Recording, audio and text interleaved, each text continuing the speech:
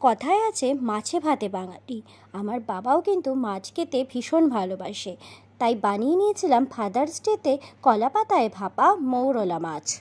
মাছগুলোকে ভালো করে ধুয়ে হলুদ, লবণ, পেঁয়াজ কুচি দিয়ে তার মধ্যে সর্ষে, পোস্ত, কাঁচা লঙ্কা, আদা, রসুন বেটে মাছে দিয়ে মাছটাকে ভালো করে ম্যারিনেট করে নিতে হবে।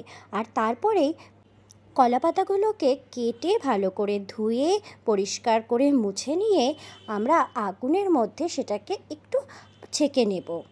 তারপরে সেঁকে রাখা কলা পাতাগুলোর মধ্যে মাছগুলোকে দিয়ে তার উপরে সরষার তেল, কাঁচা লঙ্কা সব কিছু দিয়ে ভালোভাবে সাজিয়ে নিয়ে কলা পাতা দিয়ে মুড়ে সুতো দিয়ে আমরা বেঁধে নেব। তারপরে কড়াইটা গরম হলে তার মধ্যে সর্ষের তেল দিয়ে একটু ব্রাশ করে নিয়ে আমরা তার উপরে কলা পাতায় মোড়া মৌরলা মাছগুলোকে দিয়ে ঢাকা দিয়ে ভালো করে মিডিয়াম আঁচে রেখে দিতে হবে 10 থেকে 15 মিনিট।